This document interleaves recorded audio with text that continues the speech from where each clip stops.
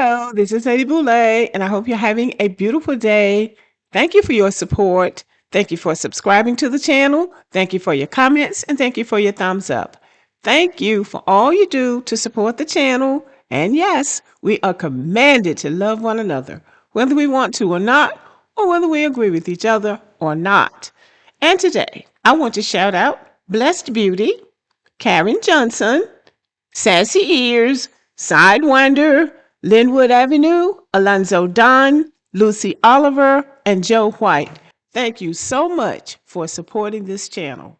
And today's message is for all of the Black immigrants whose parents told them to stay away from Black Americans.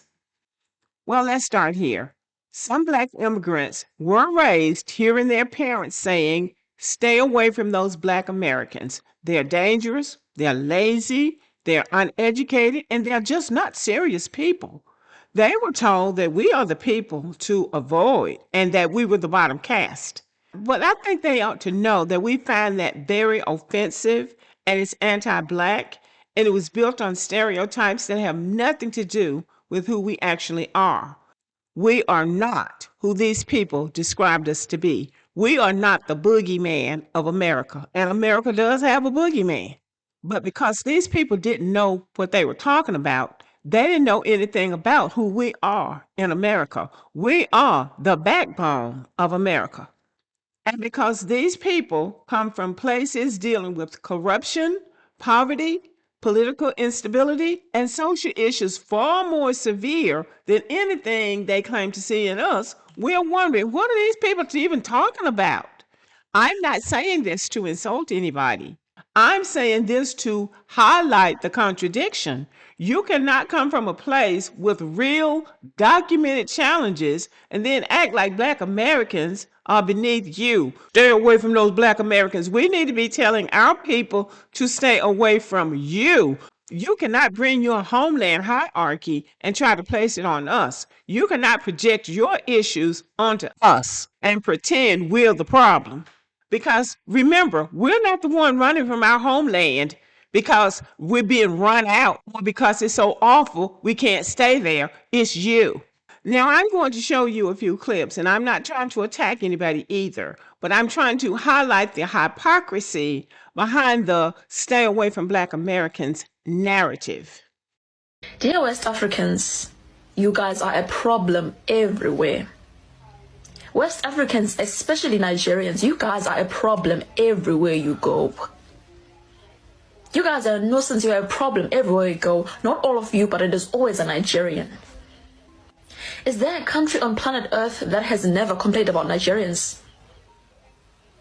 The reason why Nigerians have such a bad reputation, it is not because you guys are ethnically Nigerian. It is not because you're Yorubas or you're Igbos, or it's not because of your ethnicity. It is because of the things that you guys do when you go to these other countries. It is always a Nigerian that is prostituting, selling powder, hijacking buildings in other countries. Not all Nigerians, but it is always a Nigerian. You guys don't have self-discipline. You guys don't have self-discipline, West Africans, especially Nigerians. When we say that we don't want Nigerians in our country, it's not because we hate you because you're Nigerians, because you're ethnically Nigerian. It's because of the things that you do, the decisions that you take and you execute in other countries. The disrespect, how you disrespect our laws, our regulations, and our people.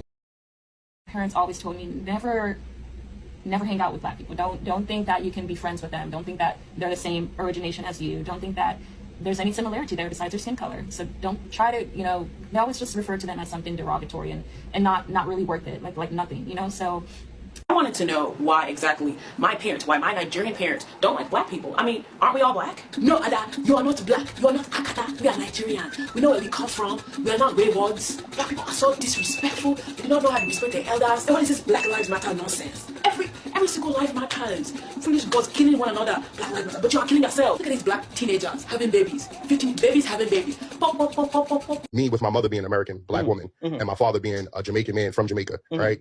I can say that my father's side of the family looked at Black Americans a certain way. And they already had in their mind, whether they said it on social media or not, oh, Yankee this, Yankee that. That's been a real thing. We can sit here and make it seem like it's an illusion, but like my parents are both from Grenada. They came here in the like 80s and 90s. So what he was saying about how they think that black people are lazy does like resonate with me because I've heard that a lot. A certain way, if you just have the right degrees, if you're just kind of, distance yourself in a way from black Americans, you'll be safe, you'll be fine. Just love everybody. Growing up, being raised to be very proud of being Haitian American, there was also for me, as there were for many other Caribbean people or just any other, I would say, immigrant individuals from immigrant populations.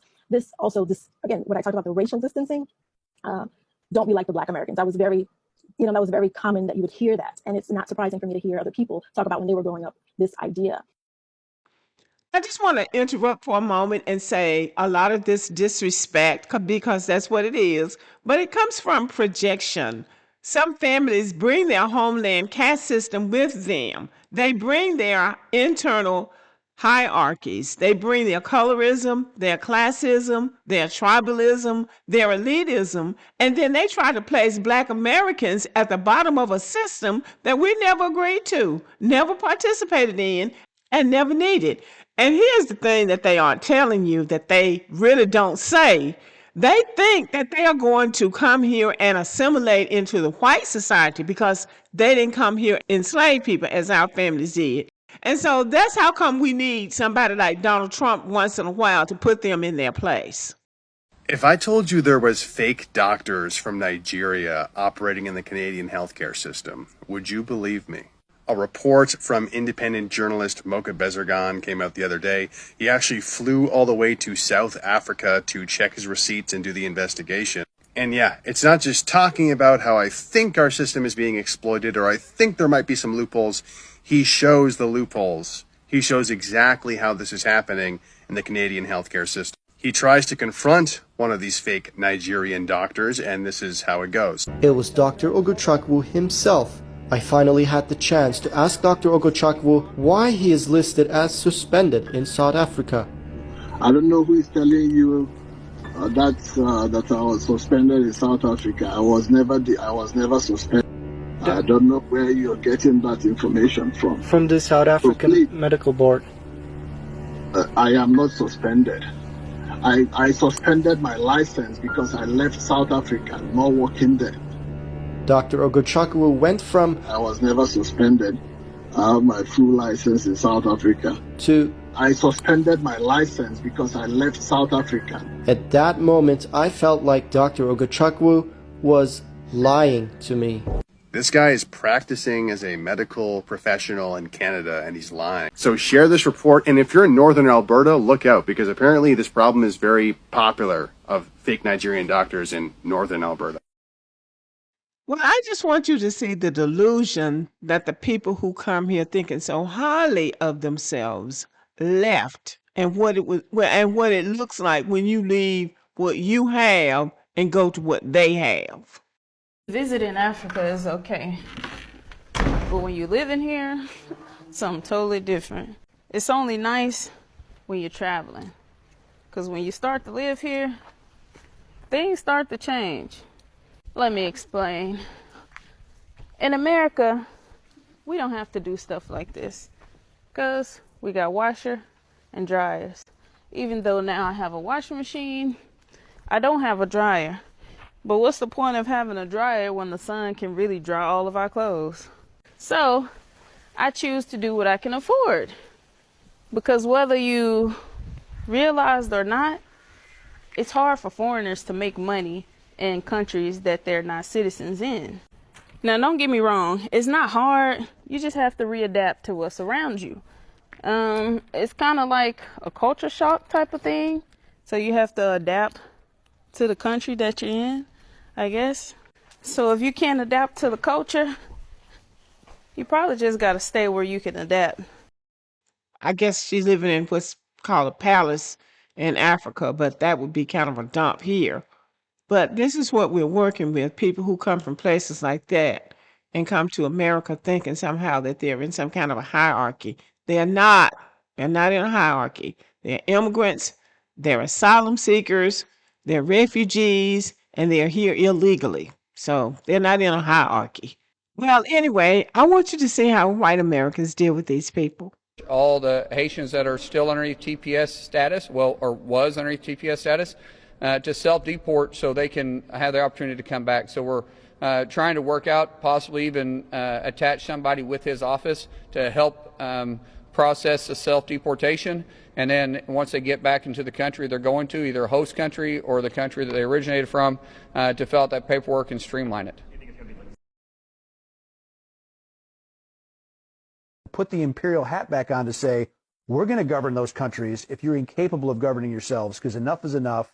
We're done being invaded. Because our own national security risk is at stake. Exactly. National security interests are at stake. You can say that about pretty much all of Africa. They're incapable of governing themselves and benefiting their citizens because the governments there are all about looting and pillaging and lining their pockets and going shopping in Paris instead of actually hold on making a their second. country Hold on. better. People on the left are going to watch this. They're going to say, wait a minute, Eric Prince is talking about being a colonialist again. Absolutely.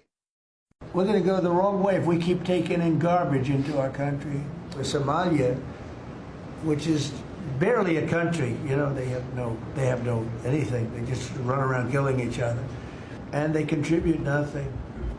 The welfare is like 88%. They contribute nothing. I don't want them in our country, I'll be honest with you. Okay? Somebody would say, oh, that's not politically correct. I don't care. I don't want them in our country. Their country's no good for a reason. Their country stinks, and we don't want them in our country. I can say that about other countries, too. I can say it about other countries, too. We don't want them to hell. We have to rebuild our country. You know, our country's at a tipping point. We could go bad. We're at a tipping point. I don't know if people mind me saying that, but I'm saying it. We could go one way or the other, and we're going to go the wrong way if we keep taking in garbage into our country. So I don't think that any Black American ought to be offended at all by these Africans and Caribbeans and Black immigrants telling their children to stay away from us. It's really the other way around. We ought to be telling our children to stay away from them, and that's why we're delineating. We're letting them be all that they can be, and we're just going to hold what we got, and they can hold what they got. Okay, y'all, thank you for listening, and let me know what you think about the video.